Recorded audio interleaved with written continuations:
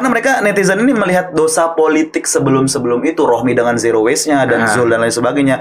Belum lagi besok NTB yang sempat ditengarai bermasalah sampai ada audit dari BPK. Ketika ada orang miskin di NTB ini, kita sebagai pemimpin itu zolim. Siapa jadi gubernur semua tetap tertinggal, bro. Ya kan? Iya kan? Bima semua tetap gelap. Ya kan? Kami tetap kering kerontang. Semoga Iqbal denger ini ya. Bayangkan kalau Pak Iqbal ketika masa jabatannya di 100 hari dia menciptakan 5. Saya sepakat nih Pak Iqbal nih. Harus nonton nih. Harus podcast juga.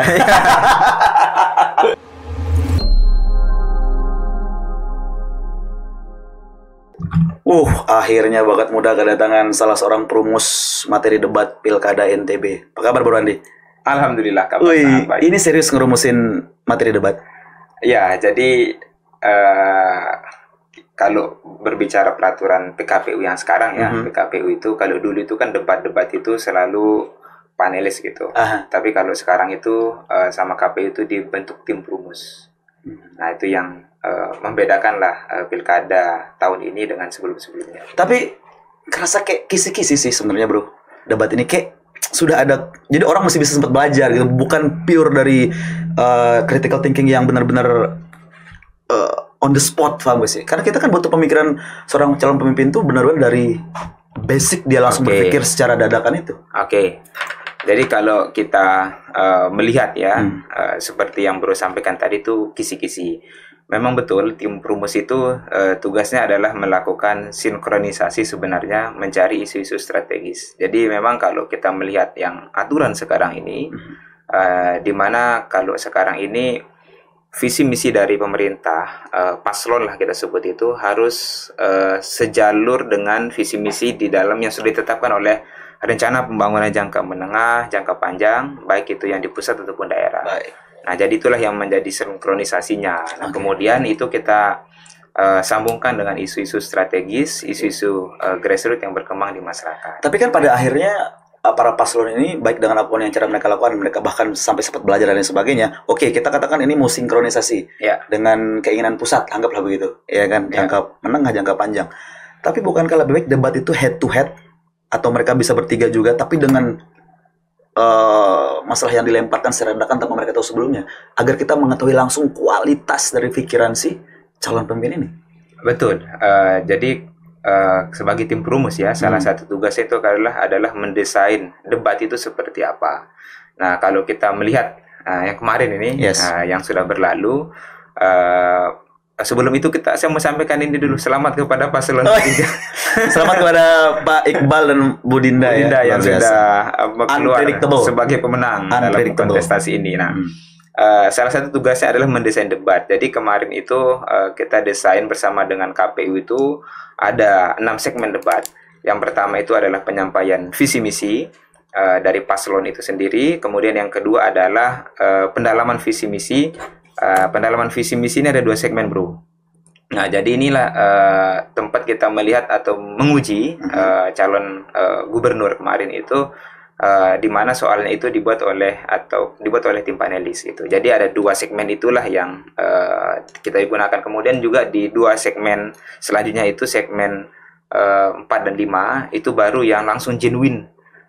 Dari isi kepala para calon itu, mereka kan langsung berinteraksi kayak begitu, tetapi harus sesuai dengan tema yang sudah ditentukan oleh KPU kayak begitu. Kemudian kan yang terakhir itu di closing. Jadi yang baru sampaikan tadi itu sudah kita akomodir di dalam debat kemarin begitu. Tapi gini bro, masyarakat itu kan cukup kritis sekarang. Di tengah keterbukaan informasi, ada aja yang komen begini, siapa tahu nih orangnya KPU, orangnya paslon ya kan, nggak pure perumus, bisa jadi mereka ini ada sisipan bla bla bla bla, mungkin nanti dapat bocoran dan lain sebagainya, sehingga ada paslon tertentu yang diuntungkan dengan kisi-kisi dari debat ini. Ya, memang kalau kita melihat tema ya yang kita angkat, kemudian juga subtema yang kita pilih, itu tidak jauh beda dari visi misi mereka, para paslon ini. Karena apa? Karena memang itulah yang sedang terjadi di NTB gitu. Jadi kalau kita melihat tema ataupun subtema itu, memang itulah yang sedang hits terjadi. Dan kemudian sebelum kita mengeluarkan tema dan subtema itu, kita selalu lihat visi misi dari para paslon itu seperti apa. Dan ya kalau ada anggapan seperti itu, misalnya mungkin saya bisa sampaikan bahwa memang itulah yang sedang hits di NTB, dan para paslon kita ini, saya selalu bilang begini bro, yang paling diuntungkan dengan adanya pilkada di NTB kemarin itu adalah kita masyarakat NTB. Kenapa? Yang paling diuntungkan. Kenapa? Karena kita punya 3 calon gubernur itu doktor, berkualitas betul gitu. Nah kemudian juga calon wakil gubernurnya itu juga bupati, rata-rata bupati 2 periode. Paslon 01 bupati Kabupaten Sumbawa Barat 2 periode. Wakilnya. Kemudian juga Lombok Tengah yang paslon 02 bupati 2 periode Lombok Tengah. Nah dan yang ketiga pun bupati Kabupaten Bima 2 periode. Jadi yang paling diuntungkan adalah kemarin kita masyarakat Nusa Tenggara Barat. Tapi tahu nggak bro? Ada beberapa komentar netizen yang sangat luar biasa. Ini menurut saya keren banget sih. Kita ada 2 paslon yang mereka nomor 1 nomor 2 kan. Ini mereka dibilang usang bro. Mereka ini usang, kami butuh yang baru gitu kan. Artinya yang paling material banget berarti itu Siti nomor 3 yang diuntungkan, karena Iqbal ini tanpa dosa politik masalahnya. Iya kan. Jadi ada komentar-komentar tuh, saya kan akhirnya suka banget baca komentar daripada isi konten sekarang bro. Iya kan. Netizen tuh sudah benar-benar tingkat kritisnya udah level up banget gitu kan. Wah ini yang 2 ini udah usang nih, kami mau bareng-bareng. Sehingga debat tuh dirasa nggak ngaruh buat mereka. Iya. Karena mereka netizen ini melihat dosa politik sebelum itu, Rohmi dengan zero waste-nya dan Zul dan lain sebagainya. Belum lagi besok NTB yang sempat ditengarai bermasalah sampai ada audit dari BPK ya kan. Sehingga Iqbal aman betul dari dosa politik, sehingga netizen benar-benar memang NTB nih ya, memang orang bilang itu kan nasib tergantung Bali, nunggu tamu Bali. Nunggu Tuhan bantu. Lo yang main di driver lah. Paham lah itu kan ya. Nasib tergantung Bali. Ya kayak begitulah. Nah hanya saja begini, yang namanya politik gitu kan, orang kan tuh selalu berbicara dengan momentum begitu. Sama kayak dulu misalnya nih Pak Zul waktu pulang ke NTB 5 tahun yang lalu kan juga mungkin anggapan orang sama seperti itu gitu. Nah sama dengan kedatangan paslon 03 tuh, kita sebut saja Mam Iqbal misalnya, yang beliau pendatang baru, tetapi juga kan terlihat kemarin begitu bagaimana beliau bisa meyakinkan masyarakat NTB dan keluar sebagai pemenang kayak begitu. Memang bersyukurnya kita masyarakat NTB ini cerdas sekarang kayak begitu. Jadi masyarakatnya sudah luar biasa aware terhadap politik kayak begitu. Memang sih kemarin kalau kita lihat hasil survei ya dari banyak polster lah, lembaga-lembaga itu memang ada beberapa orang yang sudah menentukan pilihan sejak awal yang susah sekali untuk kita ganggu gugat gitu. Contoh misalnya nih di paslon 01 itu mereka sudah punya basis konstituen yang mau dikasih apapun itu nggak bakal ngaruh gitu. Jamaah NWDI misalnya itu mau dikasih uang segala nggak bakal ngaruh itu. Loh, tapi jangan salah bro, bentrok satu keluarga itu. Nah itulah antara kakak, sepupu, dan adik dan orang ibu. Nah itulah yang kemarin itu sempat disayangkan kan oleh banyak teman-teman lah kayak begitu. Seharusnya kan politik itu adalah ajang fastabiqul khairat begitu ya. Tapi itulah intrik politik bro. Kan namanya politik itu kan the art itu kan. Nah jadi ada seninya lah di sana kayak begitu. Seni berpolitik. Seni berpolitik. Tapi ujung-ujungnya kan kalau satu keluarga debat kan susah juga bro. Karena kemarin saya tonton coba TGB dukung Zul ya kan. Terus ibundanya dukung Rohmi, kakaknya ya kan. Sepupunya misalnya dukung 03. Ini kan artinya konfliknya besar banget dalam satu keluarga bro. Ini kan susah juga gitu kan. Betul, memang itu tidak hal yang tidak bisa kita dielakkan itu. Ya namanya juga kontestasi. Saya kenal baik sama tim ses dari ketiga paslon itu ya. Dan kalau kami ketemu misalnya ya selalu disampaikan, kita selalu sampaikan begitu, kita akan berkontestasi sampai tanggal 27. Sisanya itu ya kita kembali lagi bersahabat. Kembali lagi bekerja. Kembali lagi ke bekerja gitu kan. Baik. Kita kembali ke coba materi ini bro, materi perumus ya kan. Ini ada materinya judulnya bagus banget, pengembangan potensi daerah untuk kemajuan NTB. Saya rasa NTB itu punya potensi untuk maju semaju-majunya. Karena kita punya sumber daya alam yang begitu bagus.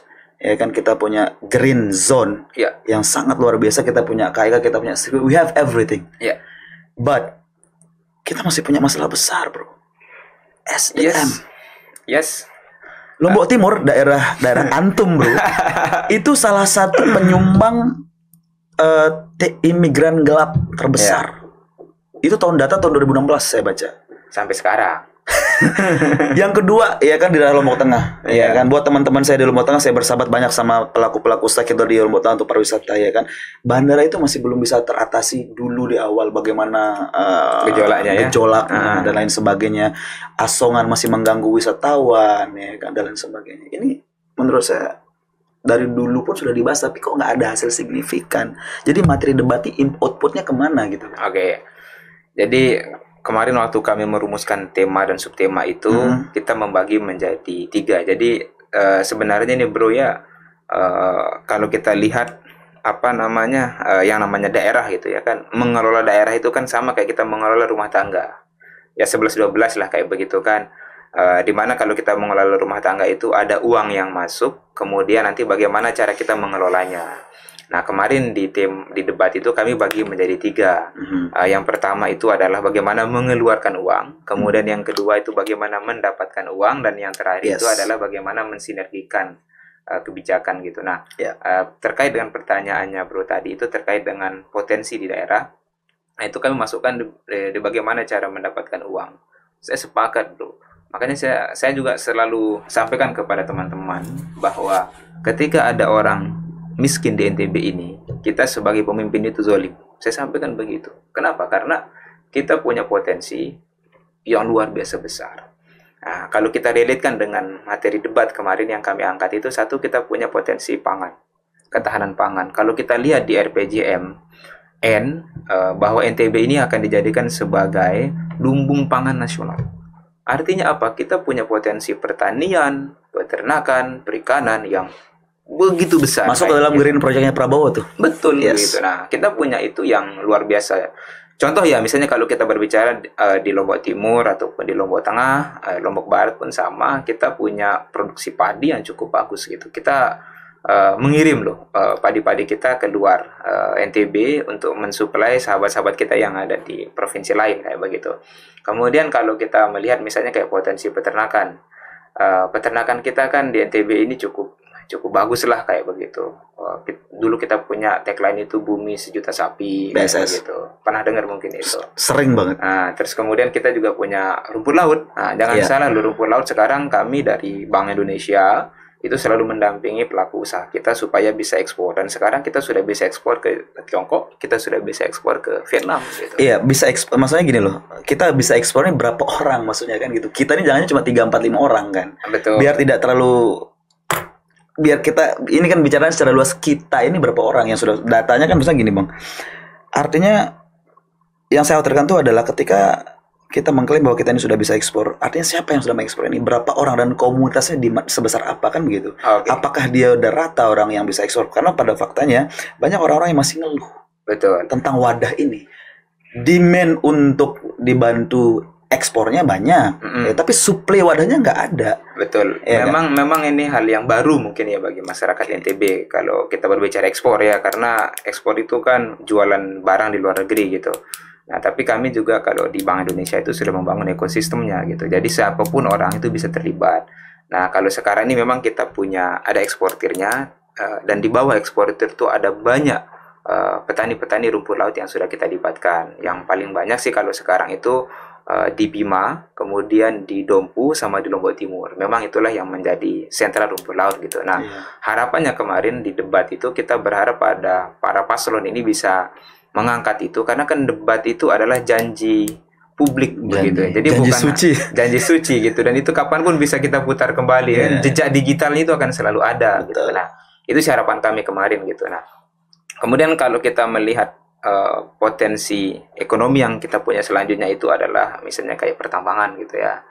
Nah, kita punya di NTB ini kalau melihat hasil penelitian ya yang dilakukan oleh para ahli pertambangan itu, di NTB ini kita punya sabuknya bro. Nah, jadi mulai dari Pulau Lombok itu wilayah Sekotong, terus Lombok bagian tengah itu di Gunung Prabu, Bangkang. Ya, Lombok Timur sampai di Sumbawa Barat itu di sana sekarang kan, dulu kalau di sana ada Nyumon, terus sampai di Dompu sampai Bima sana kita ada sabuknya. Sabuk tambang. Dan itu emas dan tembaga. Nah, bayangkan itu kalau kita bisa mengelola secara maksimal ya. Memang mengelola tambang itu kan cukup complicated lah kayak begitu. Tapi kalau kita bisa mengelola itu secara maksimal, saya rasa dampaknya terhadap ekonomi NTB juga akan cukup banyak gitu. Iya, itu banyak tuh kita bahas masalah pertambangan karena kan kita sabuk emas itu banyak banget mulai dari Sekotong ya kan sempat viral dan lain sebagainya, terus ke Lombok Tengah di Prabu Bangkang sampai tamu-tamu pada bertanya ini apa mas yang digali-gali. Gali mas bu ya kan kayak betul ya. Gali belum mas. Di Lombok Timur sempat viral di Montong Beto kalau nggak salah ada sungai yang ada emasnya viral ya kan, terus sampai ke Sumbawa sana betul di Madumpu. Tapi pertanyaannya begini bro, kita bicara secara awam dampak untuk masyarakat sekitar ini bro, saya rasa belum signifikan. Dampak secara real nggak ada. Jadi kalau kita berbicara pembangunan ya, memang sektor pertambangan itu adalah salah satu jenis investasi yang kita sebut itu padat modal dan jangka panjang begitu. Nah, asumsi dari pembangunan itu kan sebenarnya adalah masyarakatnya itu sudah siap ketika ada investasi yang terjadi di sana. Tetapi realitanya yang terjadi adalah tidak semua asumsi itu berjalan benar, berlaku secara perfect, secara sempurna gitu. Ada investasi tambang yang masuk, tetapi masyarakat kita apakah sudah punya skill di bidang pertambangan itu? Itu kan menjadi problem. Karena pertambangan ini kan, mohon maaf ini, membutuhkan tenaga kerja yang sudah punya skill, bukan tenaga kerja yang tidak punya skill. Nah, tugas dari pemimpin itu adalah bagaimana menaikkan skill yang dimiliki oleh warganya supaya mereka bisa bekerja di sektor itu. Nah, sama kalau kita berbicara pariwisata misalnya, kami selalu, kalau kita melihat data kemiskinan ya, misalnya di NTB ini, sebenarnya kan siapa yang miskin di NTB itu kan sudah terpotret dengan jelas itu. Pekerjaan mereka apa, di mana mereka tinggal, itu by name by address itu bisa kita lihat. Sebagai contoh misalnya yang bekerja di sektor yang masih miskin ya, yang kalau kita lihat potret dari BPS itu adalah yang pekerjanya itu petani, peternak dan nelayan gitu. Nah, tapi investasi yang masuk di NTB ini misalnya pertambangan, pariwisata, mereka itu tidak bisa langsung mengakses begitu. Nah, makanya itu kadang-kadang kalau kita melihat pertumbuhan investasi di bidang pertambangan cukup tinggi, tetapi dampaknya ke masyarakat itu tidak terasa signifikan, ya karena ada mismatch, apa yang ada di NTB, kemudian apa yang bisa dikerjakan oleh warganya itu tidak nyambung. Gapnya terlalu jauh. Nah, makanya itu kita butuh pemimpin. Artinya begini, yang bisa menghubungkan itu. Oke. Kalau kita bicara soal gap terlalu jauh, apa kabar dengan Sumbawa? Sumbawa itu punya ada Nyumon dan Aman, setelah diganti Nyumon Aman Minalo. Tapi infrastruktur Sumbawa masih sangat-sangat kurang. Ya kan? Artinya baik dari mereka menampung orang-orang warga lokal, akamsi untuk bekerja di Nyumon. Tapi dari pembangunan sarana dan prasarana, infrastruktur Sumbawa masih jauh dibanding Mataram, bro. Sehingga muncullah komen-komen monohok yang ada di debat kemarin. Siapa-siapa jadi gubernur, semua tetap tertinggal, bro. Ya kan? Ya kan? Bima semua tetap gelap. Ya kan? Kami tetap kering kerontang. Artinya kan, wow, ini masalah berat sebenarnya. Betul. Nah, oleh karena itu kemarin itu ya kita coba angkat itu isu-isu yang Bro sampaikan tadi itu kita angkat, dan kemarin ya kita cukup puas lah melihat apa yang disampaikan oleh para paslon kita. Dan sekarang ini adalah momentumnya ya kita menagih janji. Nah, soal janji nih ya. Soal janji kan gini kan. Biasanya ketika seorang paslon sudah menang ya kan, pertama nunggu pelantikan, ya kan, selebrasi dan lain sebagainya ya kan, pasti ada target-target mereka yang ingin mereka ciptakan. Cuma masalahnya adalah kadang-kadang setiap yang mereka inginkan itu kadang-kadang ada saja jalan tidak baik yang mereka terima, ada penentangan biasanya sehingga itu tidak mulus dan lain sebagainya. Kadang juga faktor-faktor yang lain ya kan, sehingga itu tidak berjalan dengan mulus dan lancar. Pertanyaannya bagus sekali nih. Memang di dalam hidup itu kan akan ada hal-hal seperti itu. Kalau kita melihat di NTB misalnya ya, kenapa terjadi hal-hal seperti itu? Kita bisa melihat dari sisi kebijakan anggaran sebenarnya.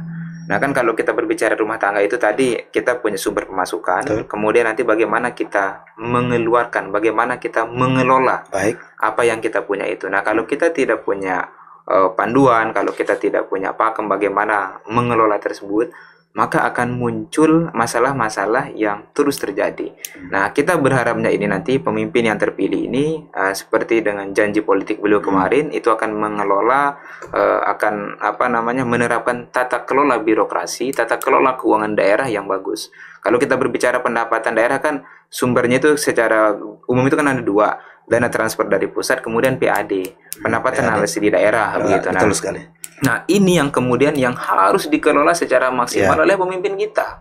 Nah, kalau tidak bisa dikelola secara maksimal, maka tadi muncullah permasalahan infrastruktur yang belum bagus, kemudian juga SDM jalannya gelap kan seharusnya kan sudah ada anggaran itu untuk mengelola itu, untuk membangun infrastruktur itu kan sudah ada anggaran. Nah, tapi bagaimana apakah bisa dikelola dengan baik anggaran yang ada itu? Itu kan yang menjadi problem. Berarti pertanyaannya kenapa kok apakah bisa dikelola dengan baik? Emang ada yang mengelola dengan tidak baik dana itu? Untuk bisa melihat apakah dikelola dengan baik dan tidak itu gampang. Cara melihatnya adalah capaiannya yang ditetapkan ketika di awal menyusun perencanaan itu apakah tercapai apa tidak. Contoh kecil misalnya begini, kita berbicara kemiskinan misalnya ya. Kalau kita lihat RPJMD, target kemiskinan di NTB 2024 itu kan 11%. Waktu TGB misalnya, TGB baru naik itu dulu kan kemiskinan di NTB itu cukup tinggi. Betul sekali. Kemudian selama 2 periode beliau memimpin cukup progresif dan meninggalkan kemarin angka kemiskinan itu di angka 14%. Bisa kita bilang itu 1 tahun itu rata-rata penurunan kemiskinan 1%. Nah, di zamannya Pak Zul Rohmi kemarin itu tidak banyak yang turun kayak begitu. Artinya apa, kita bisa melihat bagaimana pengelolaan. Ya memang kemarin beliau selalu sampaikan ada gempa, ada COVID lah kayak begitu. Tapi kan kita bisa melihat hasilnya itu nggak terlalu signifikan penurunan kemiskinan itu. Artinya apa? Pengelolaan anggaran, pengelolaan prioritas dan segala macam itu kan masih dipertanyakan. Dalih gempa dan COVID itu kan klasik, bro. Kalau kita sebagai pemimpin ya memang itulah ujiannya kayak begitu. Tapi bagaimana pemimpin itu tampil bisa keluar dari masalah itu ya. Kalau kami sih melihat itu ya, setiap orang itu ada ujiannya, setiap pemimpin itu ada ujiannya. Tapi bagaimana dia keluar menghadapi problem itu dan keluar sebagai pemenang begitu. Mungkin itu yang karena gini loh, semua orang tahu itu gempa itu masalah buat NTB, apalagi COVID. Ada itu hampir itu nasional, internasional ya kan. Cuma apakah kita akan mengeluh dengan itu apa dan soalnya itu akan menjadi ya udah deh karena ada COVID nggak apa-apa, nggak signifikan kenaikan bla bla bla, kan nggak bisa juga. Ya seharusnya sih enggak begitu kan. Kita memilih beliau jadi pemimpin kan untuk solving problem itu. The problem solver itu yang kita butuhkan ya kan. Gempa pun pariwisata kita masih hidup bro saat itu karena banyak orang-orang yang datang kunjungan untuk sewa mobil, butuh LO untuk pendampingan ya kan. Which is that's good. Tapi ketika COVID memang kita akui sudah mati total ya kan. Artinya kan saat COVID itu kan anggaran nggak begitu banyak dihabiskan juga. Kalau saat COVID itu anggaran itu difokuskan. Itu untuk penanganan COVID. Betul. Nah, hanya saja begini kan, dalam setiap momentum baik itu bagus atau buruk, ketika pemimpin punya passion, ketika pemimpin punya banyak inovasi begitu, tentu mampu membawa masyarakatnya keluar sebagai pemenang lah kayak begitu. Nah, itu sih yang kita butuhkan dari pemimpin bro gitu. Tapi di rumusan debat saya tidak melihat ada pendidikan. Nah, pendidikan kemarin kita bahas di segmen pertama. Nah, jadi di segmen pertama itu kita banyak mengulas kemarin itu pendidikan, kesehatan, masalah sosial sama tadi inovasi pemerintahan. Nah, itu kita bahas di segmen pertama bro. Nah, ngomongin pendidikan di NTB ini menarik. Nah, kemarin tuh saya nonton podcastnya sama Junet, sama Bang Junet itu. Nah, saya tonton itu. Memang kita punya problem yang cukup serius terkait dengan pendidikan di NTB ini, bro. Itu yang menyebabkan juga lingkaran kemiskinan itu juga masih berkutat.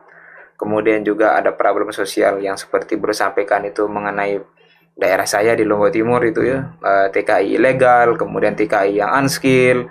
Itu masalah utamanya ada di pendidikan itu. Artinya kan selama ini belum bisa terselesaikan dengan benar benar siapapun pemimpinnya. Apakah sekacau ini dari gubernur sebelumnya belum ada yang benar-benar fokus pada satu titik. Hey, kalian semua, tolong fokus ke pendidikan.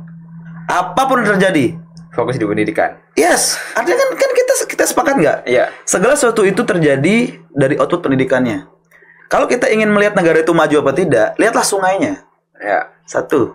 Kalau sungainya masih tercemar, busuk, berarti pendidikan di situ tuh benar-benar tertinggal. Ya. Karena orang yang sadar itu pasti sungainya bersih. Ya. Satu aja. Kita ambil contoh Jepang aja. Ketika mereka dilanda bom besar Hiroshima dan Nagasaki, yang mereka cari pertama tuh guru. Kan? Artinya mereka concern terhadap pendidikan dulu. Artinya mereka sadar bahwasanya pendidikan inilah akar dari segala hal. Betul. Ya kan, pertanyaan saya adalah udah sekian lama nih gubernur A, B, C, D tapi belum ada yang mampu merubah itu secara signifikan. Maksudnya ini fokusnya apa sih gitu kan? Apa kalau saya jadi gubernur misalkan, saya pasti akan bertitah kepada semua bawahan saya, anggota saya, semua fokus ke pendidikan. Bagaimana caranya? Tidak ada satupun anak kita yang bodoh, ya kan? Semua harus punya level pendidikan yang cukup minimal, mereka paham apa yang mereka ucapkan gitu loh. Ya. Memang kebijakan pendidikan kita di Indonesia ataupun di NTB ini harus kita akui ya kadang-kadang modelnya itu dia naik turun lah begitu. Misalnya kayak sekarang kan ganti menteri, ganti kebijakan gitu.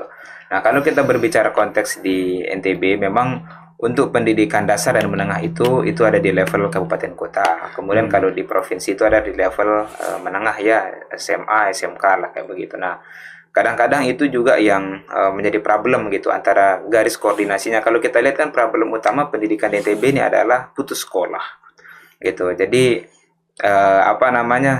bisa di SD, tapi setelah itu kan mereka kan nggak sekolah. Saya selalu sampaikan, kebetulan kalau ngajar di kelas itu bro, saya selalu sampaikan kepada adik-adik mahasiswa, coba kita imajinasikan bersama ketika teman-teman kita yang kita lah sama-sama SD masuk sekolah bareng, kemudian tidak melanjutkan SMP, apa pekerjaannya yang mereka bisa kerjakan? Kalau mereka lulusan SMP, apa yang mereka bisa kerjakan? Kalau mereka lulusan SMA, apa? Kalau mereka universitas, apa? Nah, jadi semakin tinggi pendidikan orang, pilihan terhadap pekerjaan-pekerjaan itu jadi relatif lebih banyak gitu. Nah, oleh karena itu kalau saya selalu melihat ya problem pendidikan di NTB ini, kita harus melihatnya secara menyeluruh kayak begitu. Kenapa orang putus sekolah? Apakah ada tuntutan apa? Kenapa mereka tidak melanjutkan ke perguruan tinggi? Karena begini bro, percaya tidak percaya, anak-anak NTB ini cerdas bro. Tahu nggak? Ada yang ngomong begini loh, tepat di depan mata saya ngomong begini. Ngapain saya sekolah? Mending saya ambil satu kursus yang menunjang life skill saya.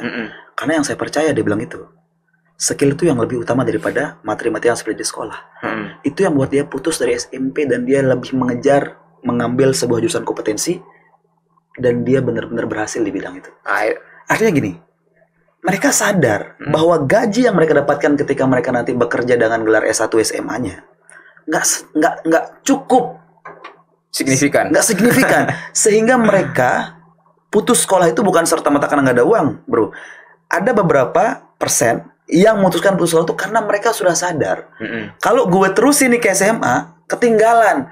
Mending saya belajar, ambil satu buah kursus kompetensi misalnya gitu kan, biar saya bisa paten di situ. Itu yang terjadi di luar negeri, banyak seperti itu. Memang kan gini, sistem pendidikan kita ini kan dipengaruhi oleh banyak faktor. Kemudian cara masyarakat kita juga berpikir itu dipengaruhi oleh lingkungan juga begitu. Contoh misalnya kayak di tempat saya ya, bro ya. Imajinasi saya lah begitu, jangan orang dulu. Sukses itu kalau kita pergi jadi TKI.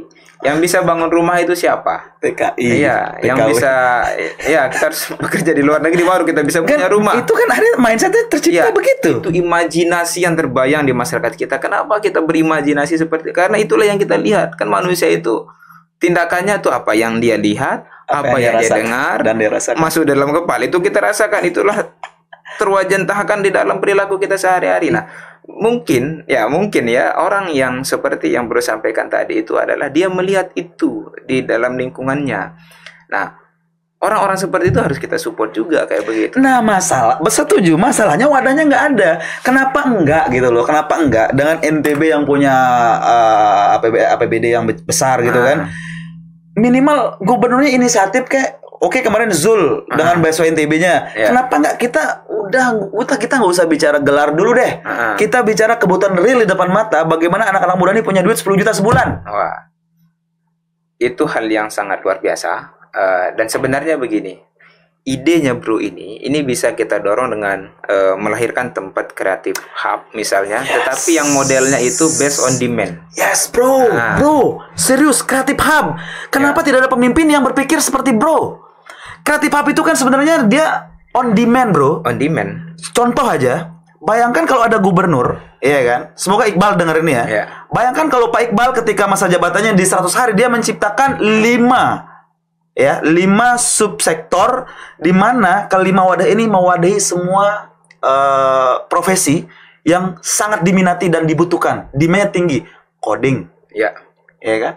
Buat aja coding untuk menampung anak Lombok Tengah, Lombok Timur, Lombok Utara, Lombok Selatan yang benar-benar ingin belajar, ya kan? Tampung aja kuota 200 orang misalkan. Berapa sih biaya datangin profesional untuk ngelatih mereka coding selama setahun 2 tahun? Nggak banyak. Contoh di sub berikutnya, public speaking. Datengin aja orang profesional Jakarta atau luar negeri itu untuk menampung kuota kita nih 1000 peserta misalkan, dikurasi. Ini kan gimana gitu loh, terselesaikan masalah minimal 2 tahun ke depan. Mereka udah siap kerja dengan skill-skill tersebut. 2 tahun masa bisa ngoding bro? Bisa minimal. Bisa. Saya punya teman-teman dan komunitas yang fokus salah satunya di bidang coding. Dan teman-teman ini sekarang banyak kerja di luar. Mereka memang tinggal di Lombok, tinggal di Indonesia. Tapi mereka itu bekerja di perusahaan Jerman, di perusahaan Australia itu sebagai engineer, dan gajinya itu bro per jam itu kalau nggak salah sekitar $65 kalau nggak salah. Mahal gajinya itu. Dan di NTB ini sudah ada komunitasnya. Ada. Hanya saja betul tidak begitu terakomodir dan tidak begitu terpublikasi dengan baik begitu. Nah, harapannya kita nanti pemimpin kita yang sudah terpilih Pak Iqbal Linda ya. Ini semoga bisa di leverage, dipublikasikan dengan bagus sehingga nanti sahabat-sahabat kita yang memang passion di sana itu bisa terakomodir sehingga nanti bisa mereka bekerja di luar negeri atau entah dimanapun begitu, sehingga permasalahan kemiskinan itu kan salah satu indikatornya adalah income ya, pendapatan yang kurang itu bisa teratasi ya begitu. Saya mau kasih pesan dulu Pak Iqbal harus dengar podcast ini. Serius, ya kan? Jangan banyak-banyak aja. Bayangin berapa banyak biaya beasiswa NTB yang dikeluarkan, ratusan miliar tuh bro. Iya kan? Puluhan ratusan miliar pokoknya intinya. Tapi ujungnya ketika mereka keluar dari sana, mereka harus kerja di bidang yang baru lagi. Mereka harus belajar lagi dong, apa sih? Karena kan fenomenanya kita jurusan A, kerja di jurusan C. Artinya mau nggak mau dia harus belajar ulang lagi dong di jurusan C. Memang di NTB ini banyak yang nggak mismatch, bro, gitu. Jadi contohnya kita kan punya di sini kalau yang lagi hit sekarang kan tambang, kemudian pariwisata, gitu. Lalu teman-teman ini yang kuliah ini jurusannya apa gitu, sehingga ketika dia masuk ke dunia kerja tadi dia melakukan adaptasi lagi. Itu kan dia membutuhkan waktu, adaptasi baru setahun 2 tahun 3 tahun bro, baru dia bisa running begitu kan setelah dia melakukan adaptasi. Nah oleh karena itu memang kalau kita melihat juga ya mau nggak mau kita harus sampaikan juga kepada para generasi muda lah di NTB ini, ketika you mau memutusin untuk mengambil jurusan apa, spesialis apa, harus melihat juga apa yang dibutuhkan oleh dunia kerja ke depannya itu. Nah itu memang harus bisa disinkronkan gitu, sehingga nanti ketika lulus kuliah tidak menganggur gitu, langsung bisa keserap oleh pasar tenaga kerja kayak begitu. Itu dia, makanya saya akhirnya membayangkan kan Pak Iqbal tuh tim kreatifnya kan anak-anak muda semua. Betul. Saya kenal siapa tim kreatifnya Iqbal, dan itu rata-rata teman semua, dan kita pernah diskusi bersama gitu kan. Bayangkan kalau Pak Iqbal menggandeng anak-anak cerdas NTB, ya kan, dan Pak Iqbal menampung semua ide-ide brilian, apalagi Prel tadi, ya kan. Bayangkan dia buka kuota khusus 2 tahun 3 tahun ke depan, ada 1000 coders lebih di NTB yang paten di NTB. Ada 1000 public speaking yang bagus di NTB ini. Ada 1000 ini, ada 1000 itu. Wah, mantap kan? Bayangkan. Nah itu yang kita harapkan ya. Saya sepakat nih Pak Iqbal nih. Harus nonton nih. Harus podcast juga. Tapi bro, luar biasa. Mantap. Tadi sempat kita bahas ekspor bro ya. Luar biasa sih. Tapi mungkin kita bahas di next ya. Tapi kali ini kalau kita hanya berkutat bahas debat ya kan, udah usai kan debat itu kan bro. Udah ada pemenang. Udah ada pemenangnya masalahnya gitu kan. Udah ada pemenangnya. Tapi bro, saya mau tanya secara personal. Bro punya kekhawatiran nggak? Kekhawatiran terhadap apapun itu, terutama untuk NTB. Kekhawatiran terbesar bro untuk NTB ini apa? Pada NTB ini apa? Karena saya orang ekonomi ya. Kekhawatiran terbesar saya di NTB yang akan bisa menimbulkan banyak problem dan kita susah keluar di sana adalah kemiskinan. Itu kekhawatiran saya, dan saya pun pulang kampung ini kan. Pulang kampung di NTB ini karena jujur itu saya ingin terlibat mengurus kemiskinan itu bro. Karena itu akan menjadi ancaman. Kalau kita melihat debat kemarin misalnya, bahasanya Pak Iqbal itu juga menyampaikan itu. Permasalahan utama yang kita hadapin akarnya itu ada di kemiskinan. Nah, kalau kita selesai dengan kemiskinan itu, maka banyak problem-problem juga yang akan tergerus gitu. Contoh kita misalnya hidup ya. Misalnya kita ini laki-laki ya, ketika kita tidak punya uang misalnya, kita itu mumet pemikirannya. Iya, itu buntu gitu. Saya bro, begitu tidak ada payment dari klien, sumpah demam saya bro. Tapi begitu mumet kan, ting, notif muncul, sehat segar bro. Dan ini kita laki-laki secara psikologis ya, kalau kita punya duit, bukan hanya pemikiran yang bagus bro, gitu, penampilan, bahkan ya laki-laki itu menjadi lebih berwibawa kalau dia punya duit. Betul sekali. Kalau tidak punya duit itu agak susah, agak berat, gitu. berat banget gitu. Nah, oleh karena itu nih, bagaimana caranya sekarang? Semua elemen di NTB ini kita harus fokus bagaimana nurunin kemiskinan. Itu dia. Harus fokus. Bagaimana caranya? Kita maksimalkan potensi-potensi yang kita milikin, kita push di sana, kita kejar di sana. Tahu nggak bro? Tapi apa kendalanya ketika kita sharing ke Pak Iqbal nanti untuk buat beberapa sub kompetensi ini, dibuat pelatihan secara mendasar. Banyak calo bro. Pasti itu akan bermasalah di segi penyalurannya. Nah gini. Ini masalah besar Indonesia bro. Ya. Keluarganya lah dimasukin bro, ya kan, ada yang nitip begini begitu, belum lagi dana-dana transportasinya mereka amankan, itu biasa bro. Saya pernah diskusi sama Pak Iqbal. Kemudian juga ada hal yang saya suka dari beliau. Ketika beliau itu mau membangun ya, beliau itu selalu memulai dari sistem. Nah, kenapa muncul yang baru sampaikan itu? Terjadi realitanya seperti itu di banyak tempat karena sistemnya itu tidak bekerja dengan bagus dan tidak didesain dengan bagus. Atau memang sengaja sistemnya dibuat seperti itu? Ya mungkin, tetapi kalau biar ada jalan masuk uang sampingan di sini kan. Dan saya yakin ya, kalau kita sepakat tujuan kita sama, itu bisa kita minimalisir hal-hal seperti itu. Contoh misalnya nih, kalau kita berbicara yang baru sampaikan tadi, sebenarnya kan kalau kita yang biasa berpikir sebuah ekosistem ya, itu sudah kebaca itu. Contoh, kita mau menurunkan kemiskinan masyarakat NTB, mau menaikkan pendapatannya dari jalur ini misalnya. Taruhlah kita sebut seperti yang logikanya bro tadi dari coding misalnya gitu ya. Kita harus menyiapkan pasarnya, di mana mereka akan nanti bekerja. Nah, kita kontak dengan perusahaan-perusahaan IT. Kalau sekarang itu mau nggak mau kita harus sampaikan yang menjadi pensuplai terbesar untuk IT sekarang itu adalah India. Betul sekali. Ya itu. Nah, kita nggak apa-apa kita kolaborasi dan mereka perusahaan-perusahaan IT itu kita kontak, kemudian kita sampaikan apa yang you butuhkan, skill spesifik apa yang you butuhkan. Nah, itu bisa kita lakukan. Nanti mereka akan mengirimkan requirement-nya. Betul. Oh, perusahaan kami membutuhkan skill ini gitu. Nah, lalu kita kumpulkan tuh skill-skill yang dibutuhkan. Lalu kita bawa, kalau kami biasanya buatnya itu ke agregator lah, ke pool talentnya gitu. Nah, misalnya nanti ada satu lembaga gitu kan. Nah, lalu di sini nih kita inventaris nih. Oh, skill yang dibutuhkan perusahaan A adalah ini. Lalu kita dari sini, lalu kita cari konsultan ataupun ahli di bidang skill itu untuk melatih nanti warga di NTB gitu. Nah, setelah muncul itu, ketahuan skillnya apa dan ada ini, lalu kita sosialisasi di masyarakat. Siapa yang mau bekerja di Jerman, dia membutuhkan skill ini. Oke, ada nggak yang tertarik nih pemuda-pemuda dari SAP sampai Ampenan? Nah, itu sesuai dengan passionnya tentunya gitu ya. Oke, sekarang you join. Nah, bisa masuk di sana. Lalu ekosistem ini akan berjalan dengan bagus. Nah, seperti yang bersampaikan tadi, misalnya kalau ada titipan-titipan, nah itu memang nanti hal-hal seperti itu akan terjadi ya seleksi alam lah kayak begitu. Nah, ketika kita menyalurkan kepada orang yang profesional, biasanya itu dia akan tersisihkan dengan sendirinya. Nah, tetapi kalau tempat bekerjanya juga tidak profesional, ya maka akan lingkaran-lingkaran seperti itu akan terjadi. Lingkaran setan tuh akan terus lingkaran tersetan menerus. Nah, memang semuanya ini harus detail. Kita pretelin satu-satu. Bersyukurnya kita kalau kita dengar pemikirannya Pak Iqbal ya, beliau itu sangat detail di bidang itu gitu. Nah, dan saya sepakat bro, kita harus dorong seperti itu. Nah, nanti bukan hanya di bidang coding ya.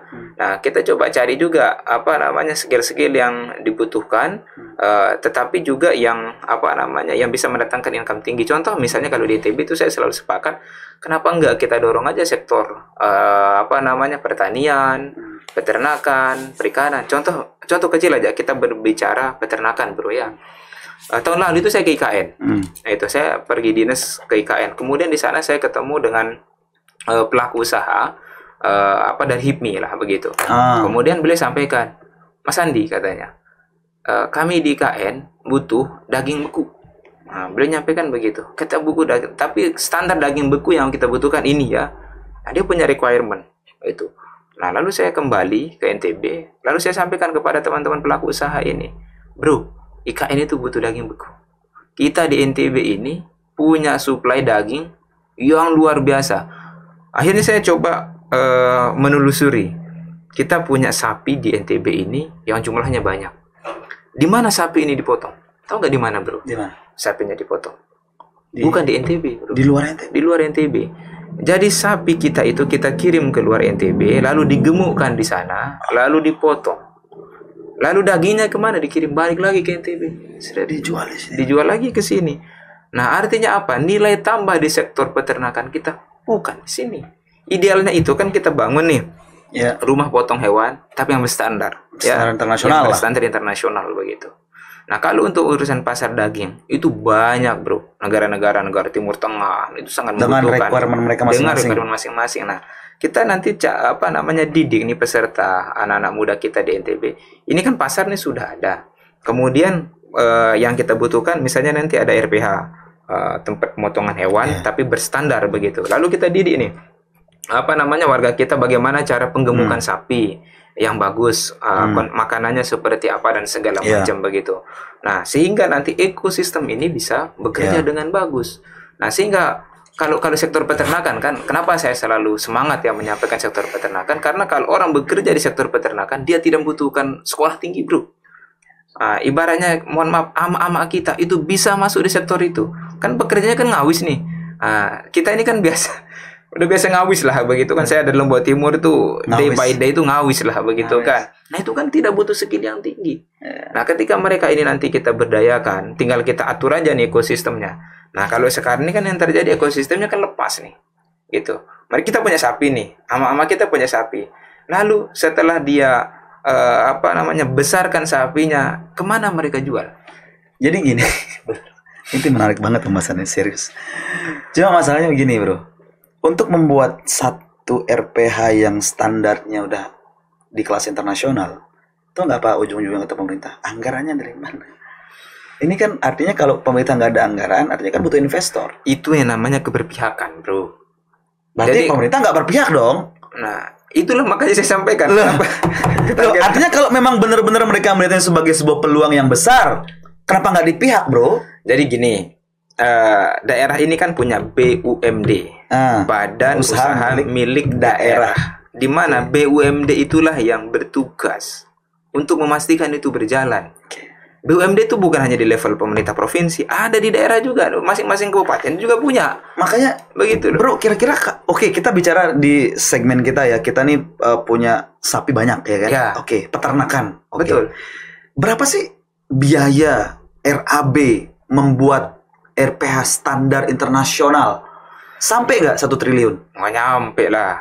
100 miliar? Gitu. Kalau mungkin 100 miliar kurang lebih lah. Kurang lebih. Ya. 100 miliar ini kira-kira kalau kita minta dari APBD masih bisa. Masih bisa? Masih bisa. Tapi kenapa nggak dibangun? Nah, itulah makanya kan keberpihakan tadi. Itu kan serius apa tidak menggarap sektor ini? Itu kan masalahnya di sana gitu. Karena gini, Bro. Kebanyakan boomer-boomer ini pesimis, Bro. Belum gerak udah nyerah duluan. Oh, belum ini, belum itu, paham nggak? Iya. Dan pengelolanya pun tidak profesional. Nah, ketika mereka sudah bangun, anggap nih, udah nanti setahun 2 tahun itu berlakunya begitu, sisanya terlantar begitu aja.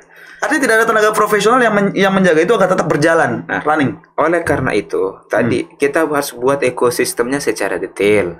Kita bangun RPH. RPH itu kan membutuhkan tenaga kerja yang profesional. Betul. Ya, maka kita harus melatih nih tenaga kerja itu profesional. Kita di NTB ini sebenarnya sudah ada punya universitas yang keren-keren loh. Di UNERAM itu ada peternakan di sana, fakultas peternakan kalau nggak salah di sana gitu. Kemudian kita hire misalnya nih ahli dari UGM, ahli dari UI untuk mengajarkan kita itu spek itu. Nah, jadi sebenarnya kalau detail-detailnya ini kita kerjakan, gampang. Misalnya begini nih. Oke, yang bekerja di RPH ini kan adalah orang yang terdidik lah dalam artian jurusan peternakan gitu ya, dokter hewan. Ada beberapa segmen lah. Ada beberapa yang segmen. Tidak sekolah. Nah, mereka ini fokus di sini. Kemudian nanti untuk yang penggemukan itu kan simple. Modalnya apa? Bisa ngawis. Gitu kan. Tahu ngawis meton. Iya, tahu ngawis meton gitu kan. Nah, berarti kan kita bikin sentra-sentra penggemukan di kabupaten. Betul. Gitu. Nah, yang bekerja siapa di sana? Ama-ama kita, Bro. Yang bekerja. Artinya kan begini, Bro. Ketika dikelola dengan sistem yang baik dan profesional, itu berarti ada peningkatan kualitas. Ketika kualitasnya bagus, berarti value tinggi. Betul. Ketika value tinggi, gaji tinggi juga dong. Saya cerita sedikit, Bro ya. Ini kita melipir ke sektor perikanan ya. 2 tahun lalu, Bro ya. Saya ketemu dengan pejabat di NTB. Saya tanya, berapa nilai perikanan kita yang kita jual keluar dari Lombok? Berapa? 2 triliun per tahun, Bro. What? Ikan doang? Saya sampai momot, Bro. Ikan doang? Ikan dok. Setahun? Iya, 2 triliun. Saya sampai momot. Terus saya tanya dia, berapa harganya per kilo? Ini saya sebut contoh ya. Ikan tuna. Kita jualnya ke Bali, ke Jawa. Per kilo harganya berapa tuh, Pak? Tuna. Lumayan tuna mahal. Yang kita jual per kilo harganya 55.000. Itu kalau kita jual di lokal. Itu belum dibersihkan atau udah? Itu yang gelondongan. Yang raw, gelondongannya.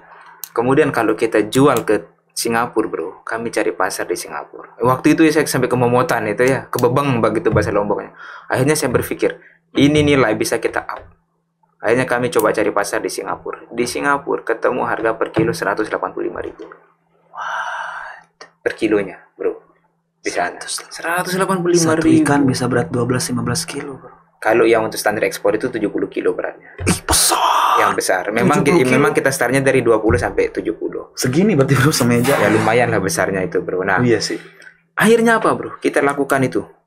Kita langsung bikin ekosistemnya. Pasarnya Singapura sudah ada, Malaysia sama Jepang. Kalau sekarang kan kemarin baru kita pelepasan ekspor tuna itu ke Amerika Serikat, Bro. Nah, lalu kita bikin ekosistemnya. Oh, di sini harus ada tempat pengolahan ikan, Bro. Sekarang kita punya di Lombok Timur ada 2 yang besar sekarang. Itu di laut berarti kan? Di Labuan Lombok. Labuan Lombok, makanya kan berarti kan tuna kan ikan air laut. Ya, betul. Berarti di laut dong, bukan kolam ya. Gitu. Nah, kemudian, Bro, kita coba kerjasama dengan nelayan-nelayan untuk mensuplai itu. Dan ekosistem itu berjalan sekarang, Bro. Nah, menariknya itu, Bro, yang baru sampaikan tadi, itu membuat nilai value added-nya itu naik drastis. Jadi masyarakat kita itu dipaksa untuk meningkatkan kualitas dirinya dan meningkatkan kualitas produk secara tidak langsung. Itu yang membuat masyarakat kita menjadi kaya, Bro. Betul. Bayangkan coba, dari 55.000 jadi 180 menaik menjadi 185.000. Itu kenaikannya berapa ratus %? Nah, bagaimana cara menaikkannya nilainya itu? Tadi kita membutuhkan tempat pengolahan yang bagus. Betul. Yang sesuai dengan standar pasar. Nah, selama ini tempat pengolahan itu ada di Jawa dan di Bali. Mereka yang mendapatkan value added-nya itu, yang tinggi itu. Berarti ekonomi di sanalah yang meningkat. Ekonomi di sanalah yang meningkat. Nah, sekarang ekonomi yang meningkat di sana itu kita grab. Kita tarik di NTB lah tempatnya. Peningkatan nilai tambah itu. Sapi kita yang kita kirim ke Jawa yang jumlahnya itu puluhan ribu itu, Bro. Di sana digemukkan, di sana dipotong, dijualnya ke sini. Ya, nah, jadi kembali lagi gitu. Nah, makanya oleh karena itu saya selalu sepakat itu kita harus membutuhkan ekosistem di masing-masing komoditas ini. Iya. Gitu. Tadi kita berbicara peternakan ya, lalu kita berbicara tadi nelayan. kelautan perikanan. Awalnya kita bicara materi debat, bro. Ya, itu part of materi debat. Nggak apa-apa lah. Kita ngobrol flow aja, ya kan. Tapi lu tau nggak sih, bro? Belakangan ini debat tuh lucu-lucu banget, banyak yang ricuh. Ini kenapa sih? Makanya di situ saya bilang, bro, bayangin kalau debat tuh karena kita banyak sentimen masalahnya, bukan pure adu gagasan. Terlalu banyak sentimen nih si debat antara salah satu dan salah lainnya. Serius. Jadi nyerang personal banyak gitu kan. Memang kita nggak bisa pungkiri ya. Debat itu kan bagian dari kampanye. Iya. Jadi kalau topiknya seperti yang kita bahas hari ini kan berat nih. Yang kita bahas berdua ini kan berat nih, bro, gitu. Mungkin ada segmen-segmen tertentu yang tertarik, tetapi mau nggak mau kita harus melihat realita. Yeah. Publik di NTB ini adalah kadang-kadang yang sukanya itu gimmick-gimmick, betul. yang sukanya yang apa namanya?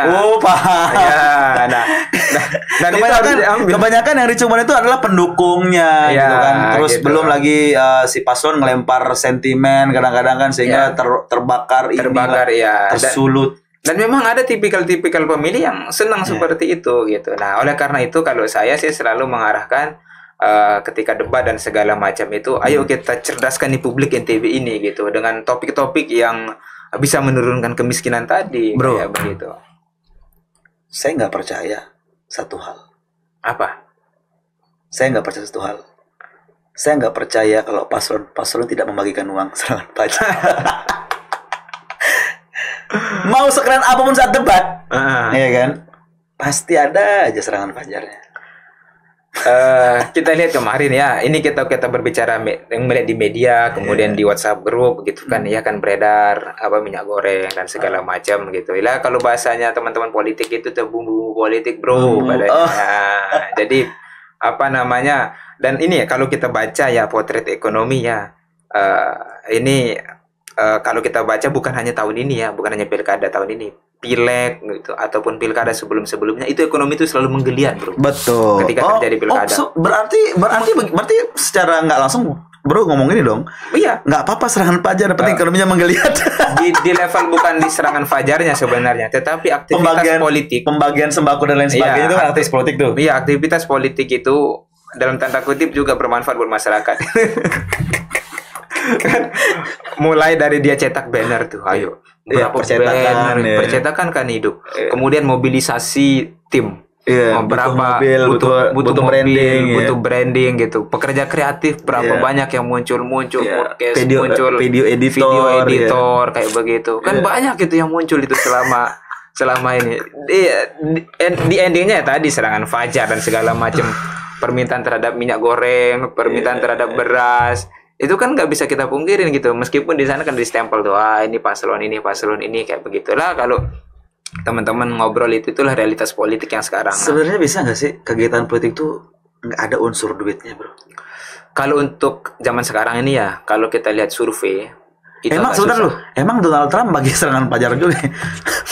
Ya mungkin metodenya saja yang berbeda kayak begitu kan. Gitu. Memang karena gini kan, sebenarnya itu kan supply dan demand, bro. Gitu. Kan ada demand dari masyarakat juga. Contohnya kita sekarang, ayo. Banyak masyarakat kita di NTB. Nih mau pemilihan gitu. Yang nagih serangan fajar itu calon apa masyarakat sih yang menagih serangan fajar itu? Kan dua-duanya ini. Masyarakat yang bilang kan menunggu di rumah. Lamun deh ke tebeng kepeng deh milih nyoblos mati be kamu. Kau milih iya lamun nak kepeng gitu kan. Itu artinya apa? Di masyarakat juga kan ada sisi permintaan terhadap itu. Nah, oleh karena itu karena sudah dibiasakan, bro. Sebenarnya gini, kalau kita lihat ya, yang melakukan permintaan itu adalah orang-orang yang mohon maaf nih, yang miskin lah. Ya, miskin aja katakan. Nah, itu fakta masalahnya. Profesor Budiono itu pernah bilang, kita bisa mengurangi money politik di Indonesia. Itu akan terjadi ketika pendapatan masyarakat Indonesia minimal per bulan 5 juta. Artinya kan perlu kita agendakan mengentaskan kemiskinan secara real, bukan omon-omon doang. Bukan omon-omon. Karena itu nanti akan berdampak kepada sistem politik kita tadi. Contoh misalnya begini, ketika pendapatan kita rendah, mertoner kepeng, satakiu, coblos nomor sekian gitu kan, itu. Terus kan kita juga rasional mikir, itu kan, bega satakyu kan, bega satakyu, rokok mau selop konek, lumayan segitu kan, lumayan. Tapi kalau kita sudah punya duit, bro, yang kita tidak butuh uang 200 gitu, bro, ini ada uang satakyu, pilih nih, lalu kita berpikir bisa rasional nih, karena kita sudah aman dengan urusan perut dan segala macam. Sorry bro ya, nah itu saya mau memilih pemimpin yang bisa membuat masyarakat NTB ini sejahtera. Itu kira-kira orang yang menawarkan itu malu juga dia, bro. Tapi kalau sekarang ini kan yang terjadi, dia belum datang kita WA dia, bro, serangan pajar rumah. Itu kan ini luar biasa. Gitu. Akhir sesi ini luar biasa, Bro Andi. Siap. Saya bangga betul ada orang-orang kayak Bro Andi, kayak Bro Junet, ya kan. Bro Andi nih yang punya insight untuk mencerdaskan wawasan. Saya berasa kuliah jadinya Pak dosen. Terima kasih. Sama-sama. Dosen di UNU ya Pak dosennya? Ya, saya ngajar di Fakultas Ekonomi di Universitas Nahdlatul Ulama. Ya. Mahasiswa kami banyak di sana dan saya sama Bang Junet itu ya punya pemikiran yang sama lah kayak begitu. Nah, tapi kalau Bang Junet kan beliau fokus di akademisi. Kalau saya tambah sedikit bro di praktisinya. Praktisi. Kayak begitu. Ya. Jadi kalau saya sering ditanya sama teman-teman, dia apa sibuknya sekarang gitu ya, saya selalu jawab saya akademisi dan praktisi. Kenapa saya memilih jalur itu? Akademisi itu adalah jalur suci. Nah, kadang-kadang kan di dunia praktisi itu kita mengalami gejolak, ada konvergensi realita di lapangan. Nah, ketika kita balik ke kampus, itu kita kembali kepada value. Oh, yang benar itu adalah seperti ini, begitu. Yes, benar. Memang beda-beda cara dan beda-beda metode mungkin ya. Betul. Ada yang kadang ingin seperti ini, ya, tapi ujungnya sama aja. Ujungnya sama. Ya kan. Ya. Mungkin hanya berbeda idealisme saja sedikit demi sedikit. Tapi gini bro, ini terakhir ya. NTB ini kan lahan basah. Lahan basah. Yes. Gambus tanahnya bro. Enak gitu kan. Bisa nggak kita anggaplah katakan, apa kita bisa percaya sepenuhnya nggak pemimpin ini bisa mengelolanya dengan baik dan memberikan ke arah perubahan yang kita harapkan tadi. Ini sesuai janji beberapa paslon. Lebih lagi Iqbal yang sedang menang nih. Biar kita bisa tagih janjinya. Kita awasi, kita kawal gitu kan. Karena NTB ini pecahan surga. Kalau membaca, takutnya gini, takutnya ini dibancak di masa depan. Kan rentan. Kalau membaca visi misinya paslon 03 yang menang ini, saya percaya itu. Oh, karena mungkin bronya simpatisan, kita enggak. Jadi gini bro. Oke. Gini. Kenapa saya percaya saya sampaikan begitu? Karena saya membaca apa yang akan dikerjakan, kemudian itu matching dengan apa yang dibutuhkan oleh NTB. Berarti itu bisa dikatakan Iqbal ini adalah harapan baru. Harapan baru New kita Hope. Di NTB. Karena sudah terpilih. Udah terpilih ya, nggak apa-apa dong, ya kan? Kita kan support pemerintah yang terpilih dan sah gitu. Betul. Kan, secara konstitusi. Nah, memang kemarin paslon 01 dan 02 punya kemiripan, tetapi strateginya saja yang berbeda. Begitu. Nah, saya berharap betul nih sama paslon yang menang ini dan bisa membawa itu. Dan begini bro, tidak bisa kita andalkan 100% ke beliau berdua. Betul. Kita bro harus terlibat membantu itu. Jadi jangan kita hanya sekedar ngomong nih ya, tapi kita harus terlibat juga. Ini kan ya contoh misalnya nih di sekarang ini momentum ini kan momentum kita untuk mengajak lah begitu kan, mengajak ke peternakan, pertanian, perikanan. Tadilah kan kita berbicara itu. Nah ini yang bisa kita lakukan sekarang. Nah setelah ini kan kita kembali bekerja sesuai dengan ini kita.